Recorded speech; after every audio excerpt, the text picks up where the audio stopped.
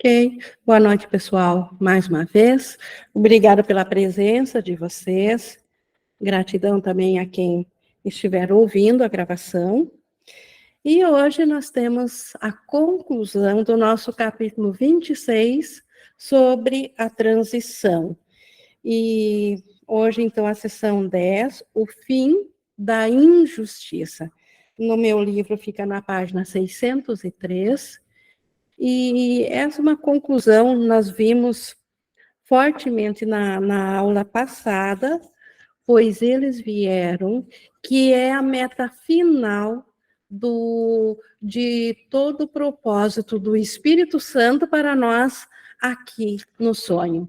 Então, se o capítulo anterior, ele concluiu, ele alcançou ou nos mostrou a meta final, que é a volta da consciência do Cristo no irmão, e com isso a memória de Deus vem a nós, e não há mais nada além disso aqui na ilusão, porque esse é o retorno da sanidade, e no entanto, como eu sempre digo, Jesus nos conhece bem, ele sabe que por nós termos contato intelectual com isso, não significa que tudo na nossa mente foi curado. E por isso que ele continua, tem mais uma sessão hoje, onde ele traz o fim da injustiça. E essa sessão, então, nos mostra o porquê, mesmo que intelectualmente tenha feito todo sentido, que a gente compreendeu o que é essa volta da consciência de Cristo e de Deus na nossa mente, mas por que ainda continuamos vendo o mundo da ilusão? Qual é a crença que está pegando na nossa mente? Então, é sobre isso, essa última sessão sobre a transição. E a transição, então, é a volta do estado de consciência que está aqui num sonho ilusório, a volta dele à consciência da nossa unicidade do céu, ou a consciência do estado de céu da nossa mente, a qual nós nunca perdemos. Apenas a consciência desse estado de céu é que fugiu do nosso controle, fugiu da nossa experiência, porque nós decidimos ter uma experiência de ver como que o impossível seria, que é um mundo à parte de Deus. E como Jesus sabe disso, ele apontou o caminho final, mas ele sabe que também que esse apontamento do caminho final, da meta final, ele nos mostra a meta final, sim, mas que ainda temos coisas a serem desfeitas na nossa mente para alcançar essa meta. Por isso que o curso continua, por isso essa sessão de hoje. Mas antes de iniciarmos essa sessão, eu convido vocês a se unirem a mim em mente, quando nós buscamos baixar nossos barulhos externos, nossos julgamentos, e onde podemos buscar uma respiração mais pausada,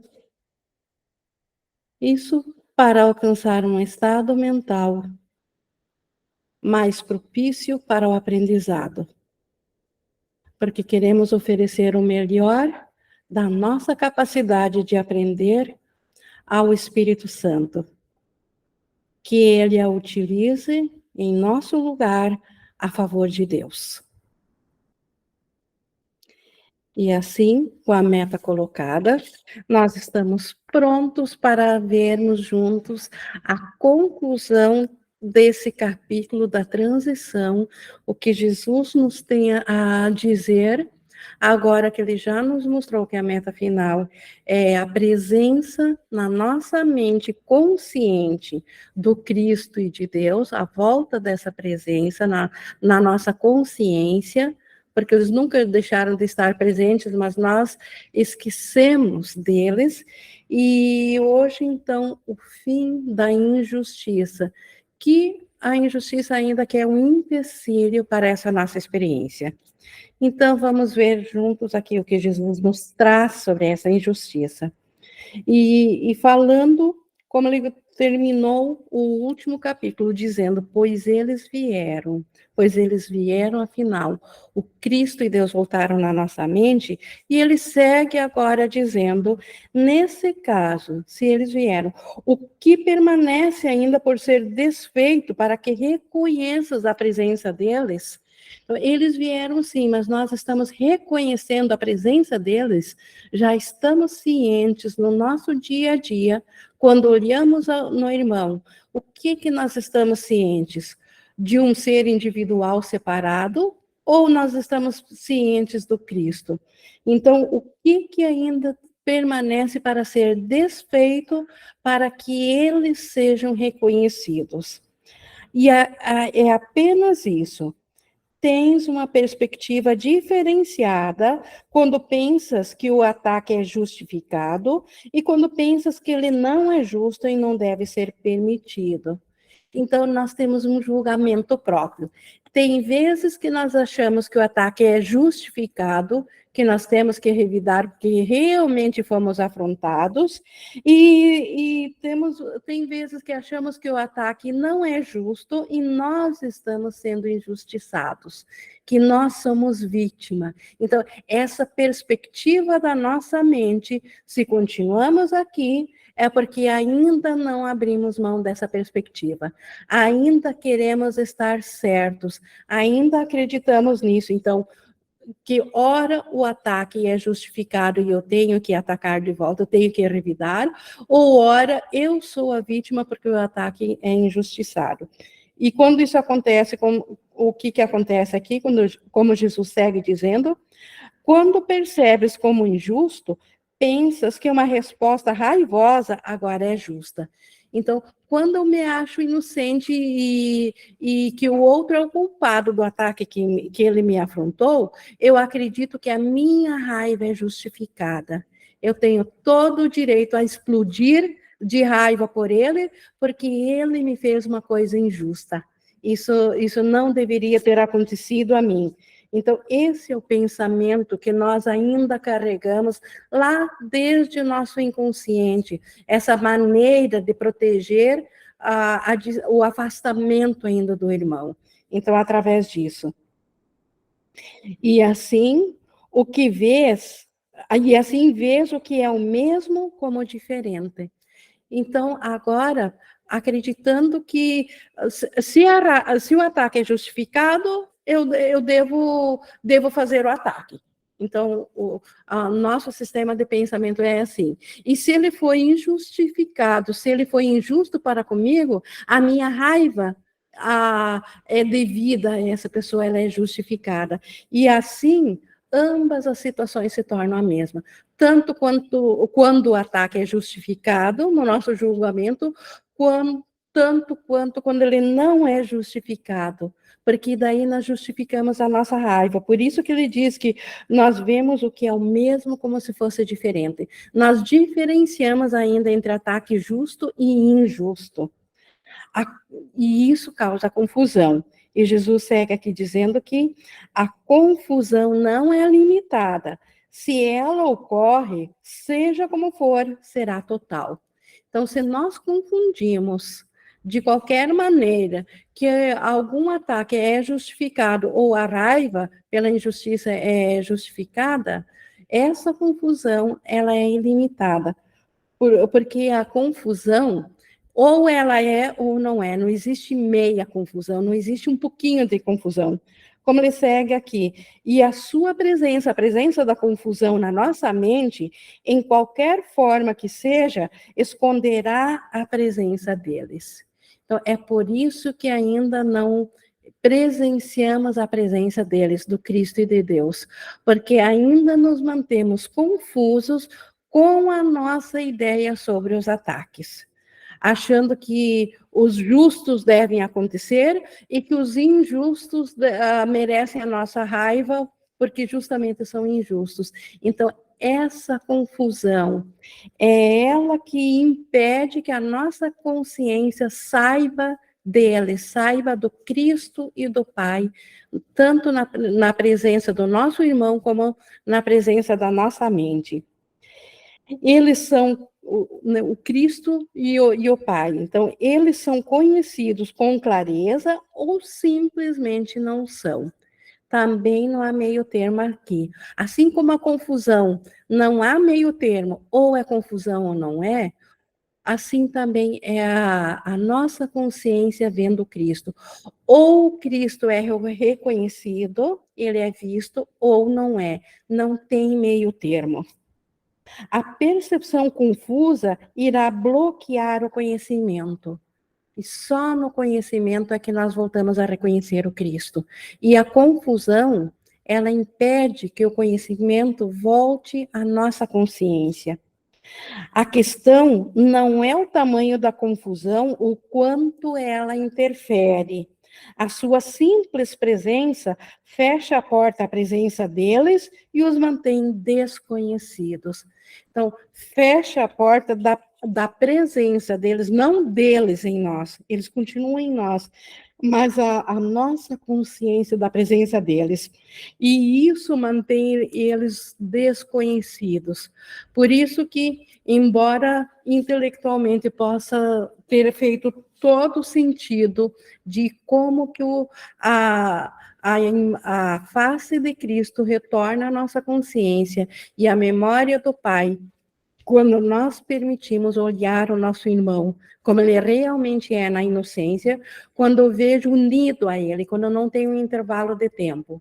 Mas se isso fez sentido intelectual, mas na prática eu ainda quero justificar o que eu vejo lá fora, isso simplesmente faz com que a minha experiência não alcance essa visão.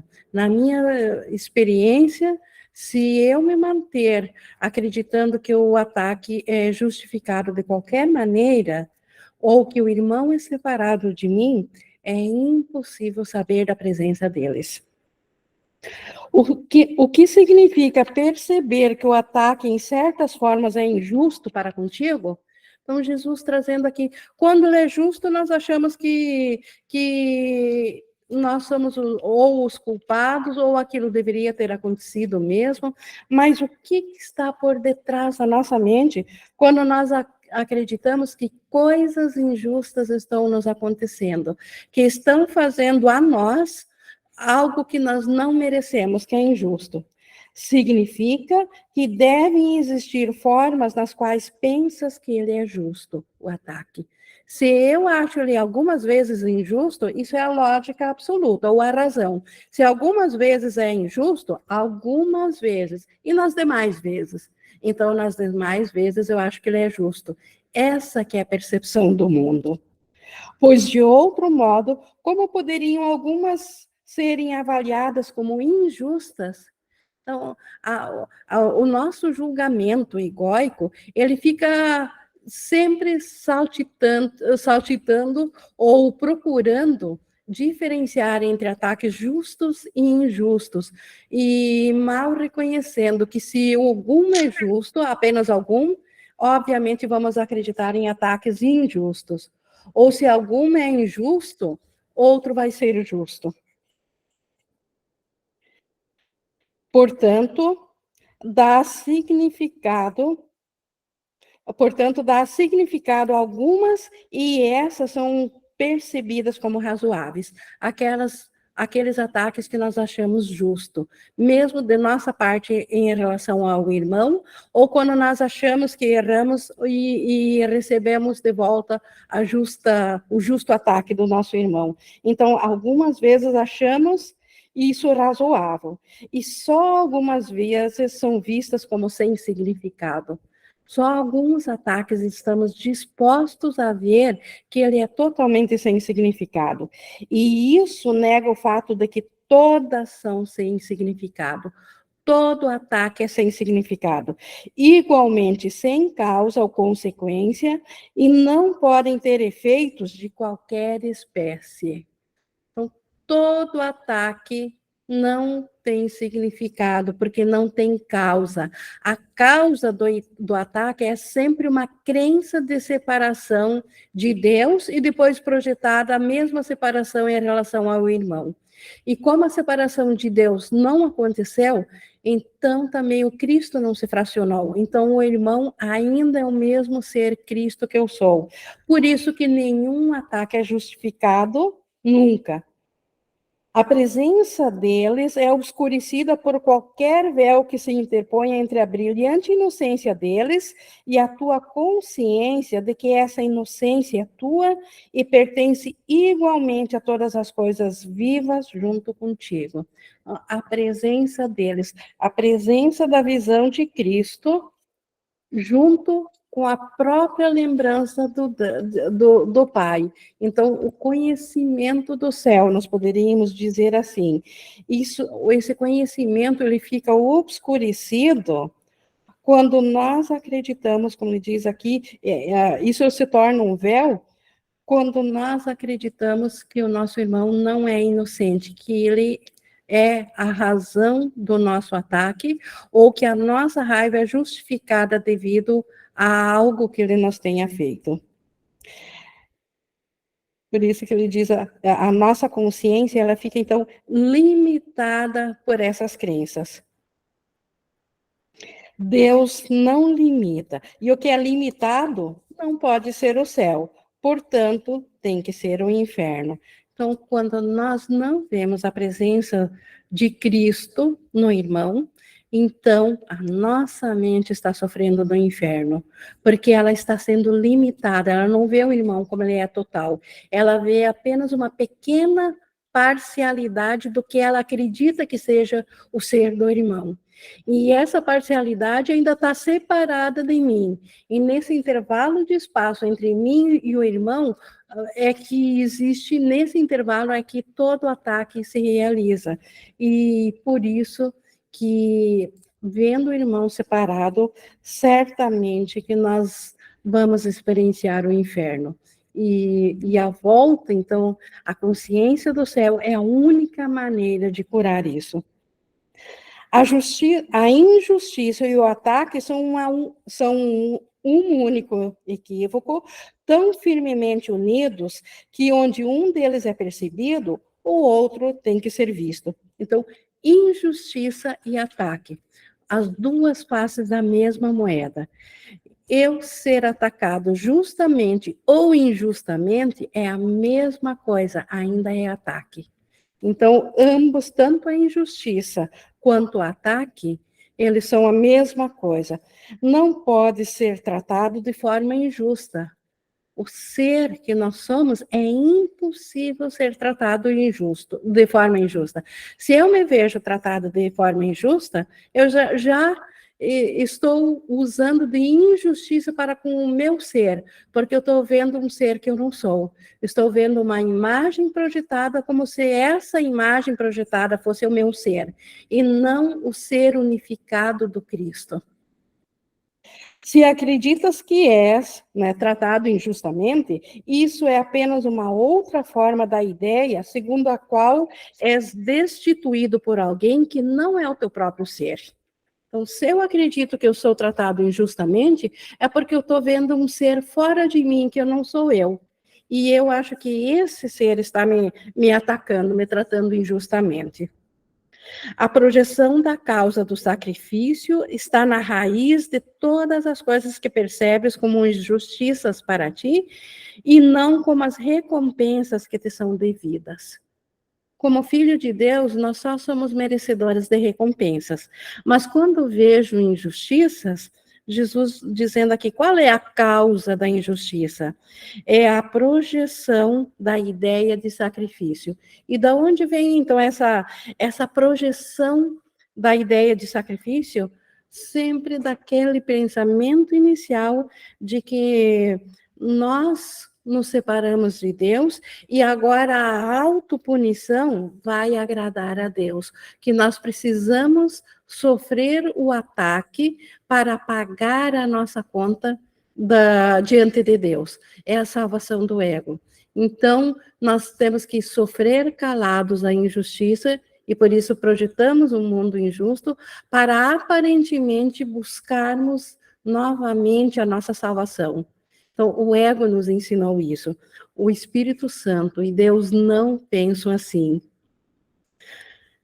Por isso que ele segue dizendo, no entanto, tu pedes isso a ti mesmo. Então, essa injustiça que nós atraímos para nós, achando que somos injustamente tratados, e que, aguentando isso, então, nós estamos pagando uma conta para com Deus, isso não vem de Deus. Nós mesmos é que pedimos isso em profunda injustiça para com o Filho de Deus, em profunda injustiça para com o Cristo, que é o nosso ser.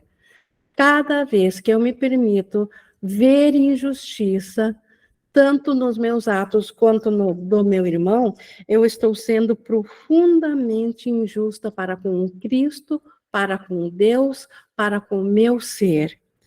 Não tens inimigo, exceto tu mesmo, e de fato és um inimigo para ele, porque não o conheces como a ti mesmo. Então, os inimigos que nós pensamos, que é o nosso irmão que está lá fora, que está nos atacando, na verdade, nosso único inimigo é nós mesmos, que na nossa mente acreditamos que nos separamos, que fracionamos nossa mente entre o irmão e nós, e que agora o irmão está atacando essa fração de mente a qual eu tenho consciência. Então, essa é uma injustiça, porque nessa injustiça eu não vejo que, na verdade, o irmão ainda é minha mente. Subindo um nível desse fracionamento, ainda é a única mente unificada, separada, que se desmembrou. E reconhecendo essa injustiça, que tudo é comigo mesmo, na verdade, eu exigi do meu irmão que ele seja um inimigo para mim, porque eu não o vi como sendo eu mesma. Porque na visão do Cristo, nós reconhecemos que Ele é o meu ser, Ele é o mesmo Cristo do qual eu faço parte. E isso fica escondido, então, na injustiça, quando nós nos vemos separados. O que poderia ser mais injusto do que ele ser destituído do que ele é, ou seja, destituído do Cristo, que o direito que ele é, que o direito de ser ele mesmo lhe seja negado e que lhe seja pedido para sacrificar o amor do seu pai e o teu, como se não lhe fossem devidos? O que é mais injusto do que nós ver o nosso irmão separado de nós? Destituir ele da consciência do Cristo, ver ele um ser separado. Não há injustiça maior do que essa. Nós acreditarmos que o irmão está separado de nós, que há um espaço entre o que Deus criou uno, que nós mudamos a criação imutável de Deus, e agora fizemos disso que Deus criou uno e imutável, nós desmembramos e fizemos parte disso o nosso inimigo. Não há injustiça maior do que essa para com o nosso irmão, porque isso impede a nossa consciência de ver o Cristo nele, de ver o próprio Deus e seu Filho, ou seja, nós mesmos dentro do irmão. Que estejas atento para a tentação de perceberes a ti mesmo sendo tratado injustamente. Então, ele não diz esteja atento a ser tratado injustamente. Ele diz esteja atento à tentação de perceberes ser tratado injustamente, porque ninguém jamais é tratado injustamente, mas nós podemos perceber no nosso autoconceito que estamos sendo tratados injustamente, e isso é um desejo da nossa mente. Nós o desejamos, como a gente viu acima, para se redimir diante de Deus, para se punir. Então, que estejamos atentos à tentação de nos vermos injustiçados diante do nosso irmão. Nessa perspectiva de se ver injustiçado, buscas achar uma inocência que não é deles. Essa inocência que nós buscamos, se o irmão nos trata injustos, então eu sou inocente porque a culpa é dele, essa inocência não é deles, não é do Cristo e de Deus, mas apenas tua ao custo da culpa de alguma outra pessoa. Que inocência é essa? Se o outro é culpado e graças a isso eu sou inocente, não é esse tipo de inocência que pertence a Deus e ao Cristo. E que inocência é essa que é construída a custas da culpa de outra pessoa? É possível que a inocência seja comprada se deres a tua culpa a uma outra pessoa? Então, é possível barganhar por inocência, dizendo que eu sou inocente porque ele é o culpado? Então, é assim que nós nos tornaremos inocentes, achando o outro culpado pelo que eu estou sofrendo? E é a inocência que o teu ataque a ela tenta obter? Então, na verdade, quando penso que o culpado é o meu irmão, é realmente inocência que eu busco? Ou será que eu estou buscando um culpado para justificar o meu estado mental? Justificar a minha vontade de ainda ser separada do irmão? Não é a punição pelo teu próprio ataque ao Filho de Deus que buscas? Na verdade, não é uma punição que eu busco para me justificar diante de Deus, uma punição para o Filho de Deus. O Cristo agora deve sofrer para voltar a Deus? Na verdade, não é isso que eu estou buscando quando eu acredito que meu irmão é injusto comigo? Não é mais seguro acreditares que és inocente em relação a isso e estás sendo vitimado, apesar da tua inocência? Então, nós, lá no nosso pensamento secreto, não achamos que é mais inocente, que é mais seguro, se nós formos os inocentes e ele o culpado? Será que não é essa atração que eu quero, por isso que eu quero ser vítima? E aí eu sou vítima do próprio corpo e do irmão e das circunstâncias, porque no final de tudo ainda vou alcançar a inocência com isso? Qualquer que seja a forma na qual é julgado o jogo da culpa, e todas essas formas aqui acima são jogos de culpa, tem que haver perda. Em todas elas aqui, em todas essas perguntas, 4, 5 perguntas que Jesus fez aqui, tudo isso é apenas um jogo de forma diferente, mas um jogo da culpa. E em todas elas a nossa mente perde. Alguém tem que perder a própria inocência para que alguma outra pessoa possa tirá-la dele, fazendo com que seja sua. Todas essas perguntas trazem esse mesmo resultado final. É uma forma diferente de pensar que para alguém ser inocente, alguém tem que receber a culpa. E o pensamento de que a separação de Deus aconteceu é de fato isso. E isso nós vemos refletido desde na Bíblia, na história de Adão e Eva, que Adão culpa Eva, Eva a serpente, e assim também nós sempre achamos alguém lá fora para culpar, para assim parecer que nós somos inocentes. E todo esse jogo, toda essa maneira de achar a salvação do ego, ela traz perda. Ela traz a perda da paz da nossa mente.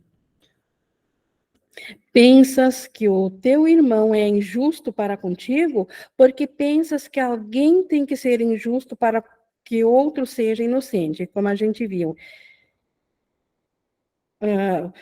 E nesse jogo percebes um único propósito para todo o teu relacionamento.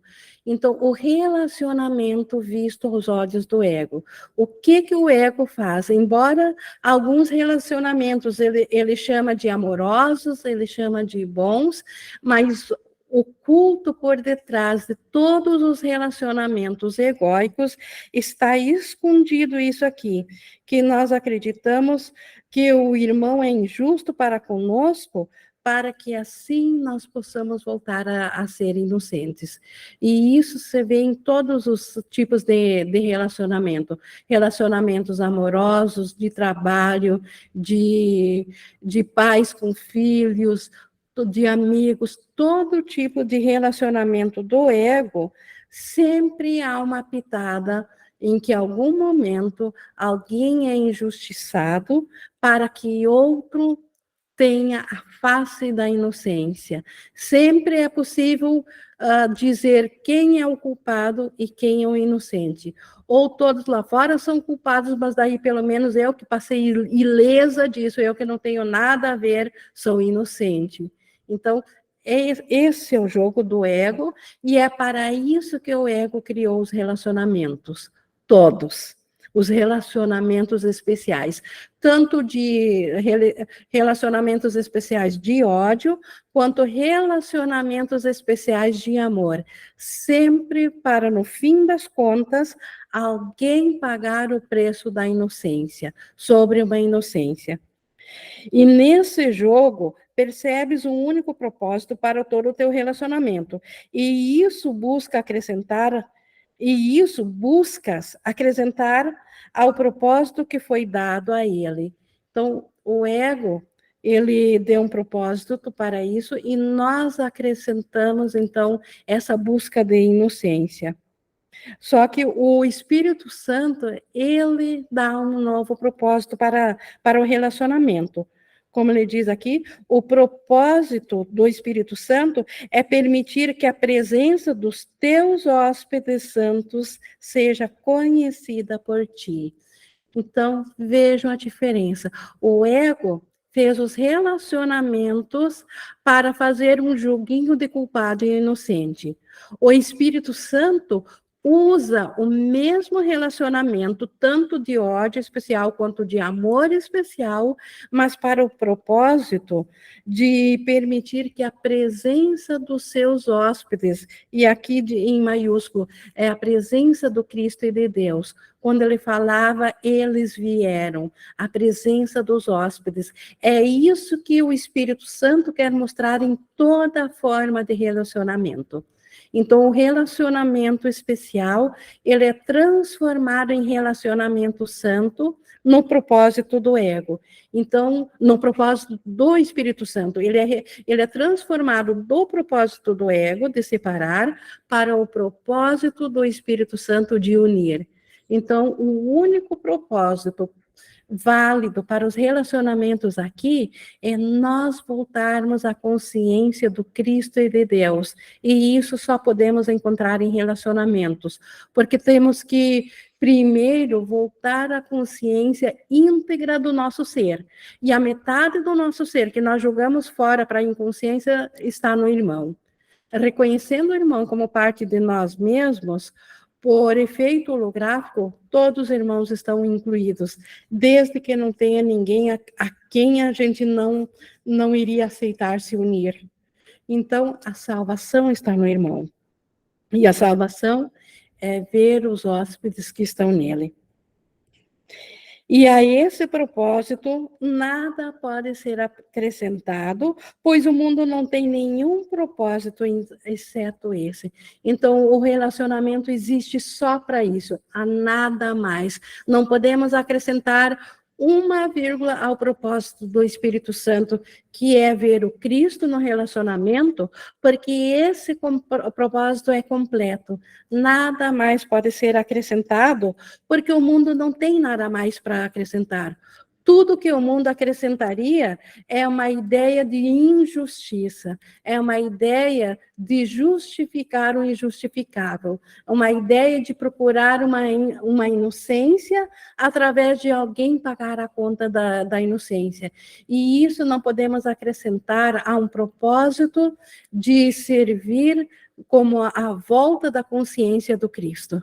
Então, só esse propósito do Espírito Santo é que é verdadeiro para 100% todos os tipos de relacionamento. Acrescentar ou retirar dessa única meta não é senão retirar todo o propósito do mundo e de ti mesmo. Então, se nós quisermos retirar algo da meta do Espírito Santo ou acrescentar algo à meta do Espírito Santo, nós estamos simplesmente estragando toda a meta do Espírito Santo. Estamos simplesmente retirando a única meta que existe para o relacionamento. E a cada injustiça que o mundo aparentemente coloca sobre ti, tu colocaste sobre ele, tornando-o sem propósito, sem a função que o Espírito Santo vê. E a simples justiça foi assim negada e a todas as coisas vivas sobre a terra. Então, o peso de nós não aceitarmos a justiça do Espírito Santo, que é a lembrança do Cristo, ver ao Cristo no relacionamento, ver ao Cristo no nosso irmão e em todas as coisas vivas. Quando nós retiramos esse propósito do Espírito Santo e nos voltamos para o propósito separado do ego, nós simplesmente impedimos que a função do Espírito Santo seja cumprida em nós, e assim nós negamos a salvação a todas as coisas sobre a terra. O que essa injustiça faz a ti, que julgas injustamente e que vês de acordo com o teu julgamento, não és capaz de calcular. Nós não temos ideia do preço que pagamos para manter um pensamento de injustiça na nossa mente. Simplesmente a consciência do céu é apagada na nossa consciência. Nós ficamos destituídos do nosso ser, destituídos da presença do Cristo e de Deus na nossa mente, não que eles não estejam lá, mas nós ficamos inconscientes deles. E aí, nessa inconsciência deles, todo o terror, todo o medo e toda a insanidade volta-se volta a ficar ciente na nossa mente, porque a nossa mente fica na escuridão, e na escuridão tudo que o medo imaginar é possível e ser imaginado, e isso certamente afeta o nosso estado de paz, o nosso estado mental. O mundo, então, quando nós acreditamos na injustiça, o mundo torna-se obscuro e ameaçador, e nenhum vestígio de todo cintilar feliz que a salvação traz para iluminar o teu caminho, tu és capaz de perceber. Então, o preço de nós mantermos um pensamento de injustiça é apagar toda a radiância do mundo, fazer um mundo, como ele diz aqui, obscuro e ameaçador, e deixar de ver um mundo lindo e iluminado que nós poderíamos ver em lugar disso. E assim, tu te vês privado de luz, abandonado no escuro, largado injustamente, sem nenhum propósito, em um mundo fútil. O mundo é justo porque o Espírito Santo trouxe a injustiça para a luz, e lá toda a injustiça foi sanada e substituída pela justiça e pelo amor. O Espírito Santo fez isso no único instante que a nossa mente pensou separação, antes da nossa consciência se fragmentar e de fazermos o tempo e o espaço para vivenciarmos essa fragmentação. O Espírito Santo, ele já trouxe, no mesmo instante que pensamos separação, ele trouxe toda a injustiça para a luz. E lá, toda a injustiça já foi sanada e substituída pela justiça e pelo amor. Então, agora é só uma questão de escolha. Eu quero ver a justiça e o amor do Espírito Santo, ou eu quero ver a injustiça do mundo? Eu quero ver a radiância no mundo, o mundo reflexo do céu, ou eu quero ver um mundo obscuro e ameaçador? Então, esta é a escolha. Se perceberes injustiça em qualquer lugar, só precisas dizer. E aqui Jesus colocou em forma de oração, para nós concluirmos esse capítulo sobre a transição, uma oração poderosa, não pelas palavras dela, não pelos símbolos dela, mas o pensamento, se nós de fato pensarmos segundo as linhas que vão trazer essa oração, nós temos aqui uma ferramenta poderosíssima para escaparmos de qualquer situação de medo, de qualquer sensação de injustiça, de qualquer sensação de ansiedade, de angústia, de depressão, de qualquer consciência que não seja a do puro amor. Então, isso aqui é para ser gravado, como eu digo de novo, não necessariamente nessas palavras, porque palavras são símbolos de símbolos, mas o seu conteúdo, o que essas palavras estão apontando, se fizer sentido para nós, e nós gravarmos e, de fato, vivenciarmos isso, nada mais poderá nos afetar. Aí nós poderemos viver no mundo, mas não ser do mundo. Aí nós nos tornaremos invulneráveis para qualquer condição de injustiça. E esse pensamento que Jesus compartilhou conosco, porque certamente é um pensamento que ele utilizou, por isso que ele sabe que funciona, e ele nos mostra o caminho que ele trilhou, e ele quer que nós também trilhemos pelo mesmo caminho, porque o caminho dele levou ao despertar, levou ao fim da injustiça. E ele deixa todo o auxílio agora aqui e toda a dica para nós também sairmos fora da injustiça.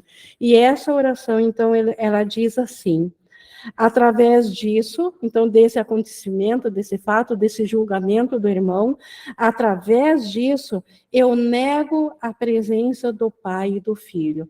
Se eu acreditar nisso, eu nego a presença do Pai e do Filho.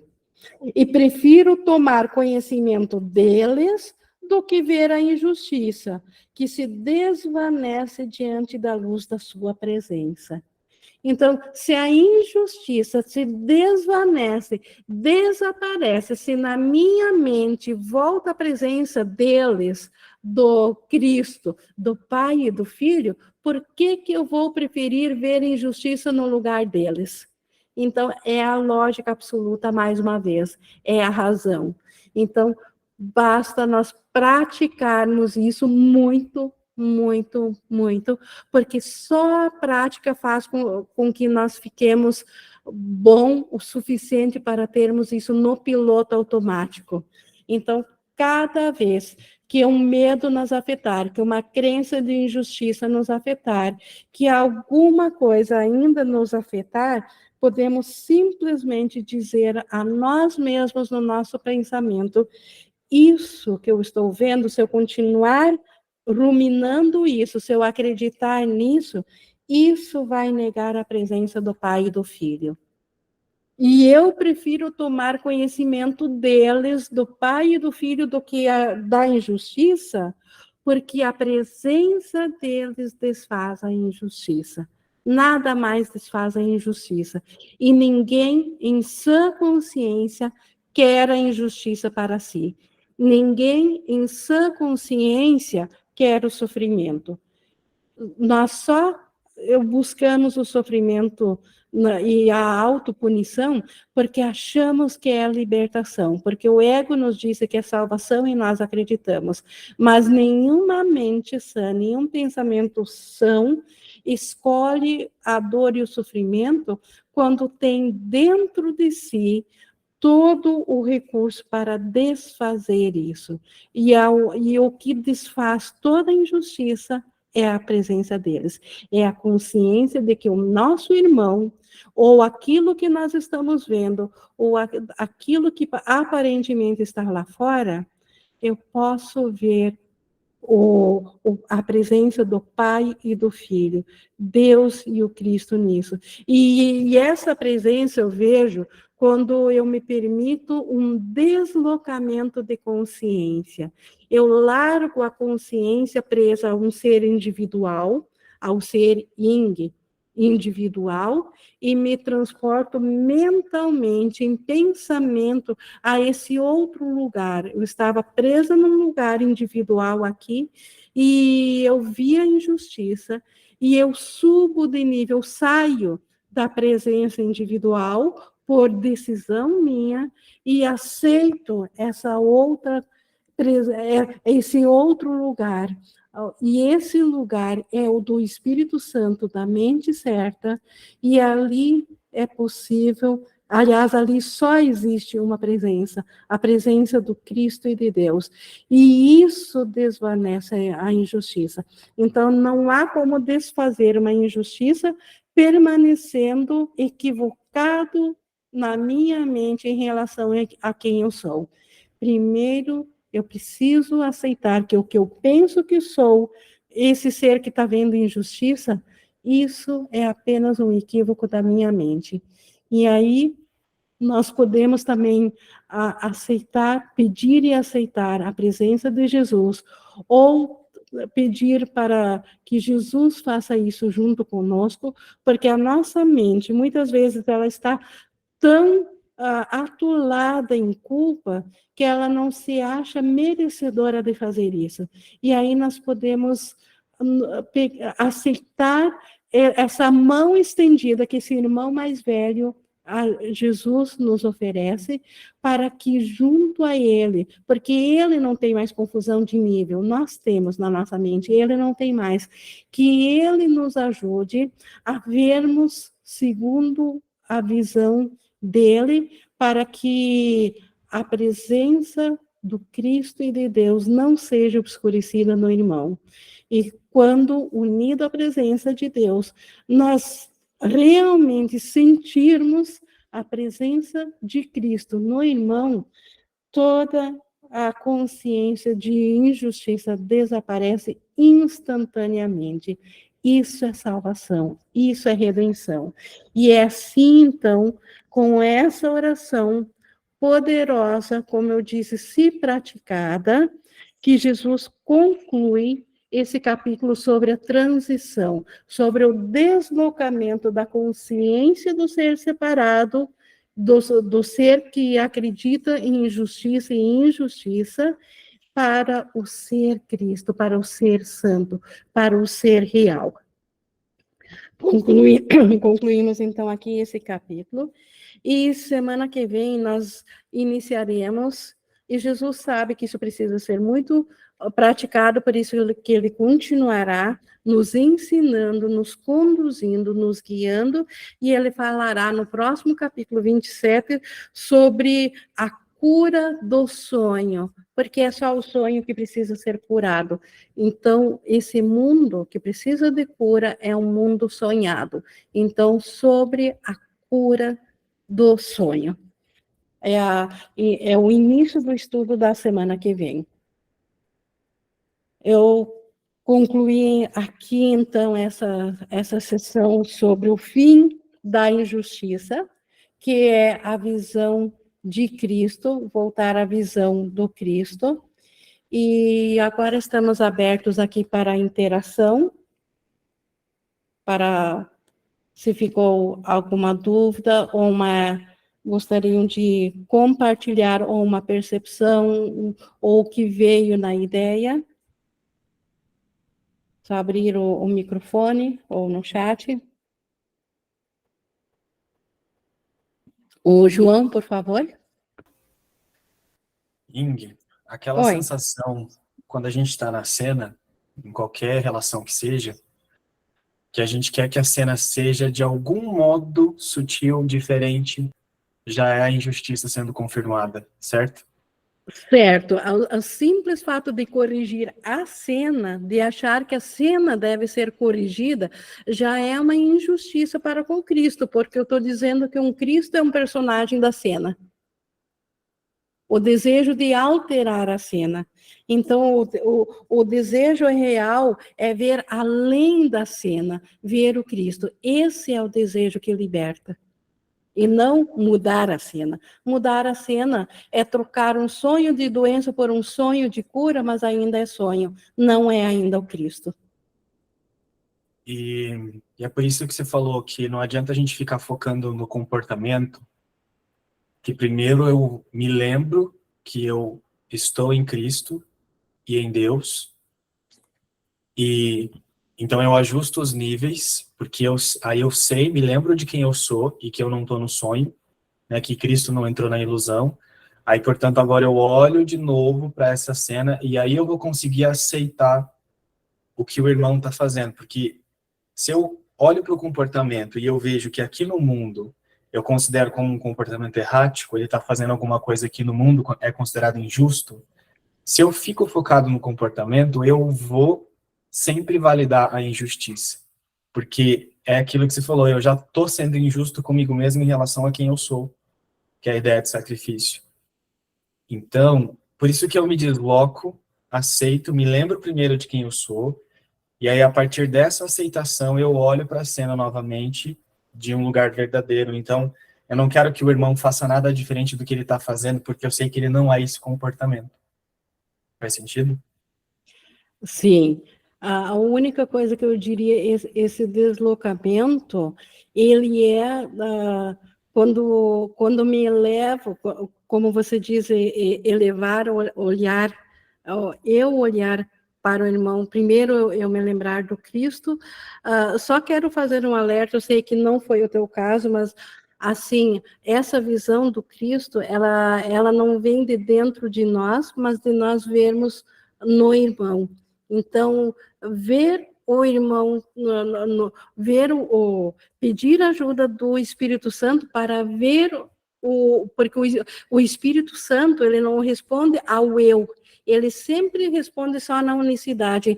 Então, ele responde através do irmão, mas não fisicamente, não no comportamento, mas na mente, se eu aceito que não há um obstáculo entre mim e o meu irmão. Aí o Espírito Santo que está no irmão, que é o mesmo em mim, é ele que me responde, me dá a certeza e esse deslocamento de que eu sou o Cristo e aí esse irmão, ele não fez isso. Então, só esse cuidado de não buscar o Espírito Santo em si como uma forma separada. Repetindo, João, eu não estou corrigindo a tua fala, mas ela poderia ter deixado aberta uma brecha, achando ainda de buscar dentro de si o Espírito Santo, e isso também não levará à consciência do Cristo. Então, eu preciso primeiro aceitar que eu sou um com o irmão, e aí o Espírito Santo voltará à minha consciência. Primeiro unificar, para depois saber. Obrigada pela contribuição. A Beth também levantou a mão.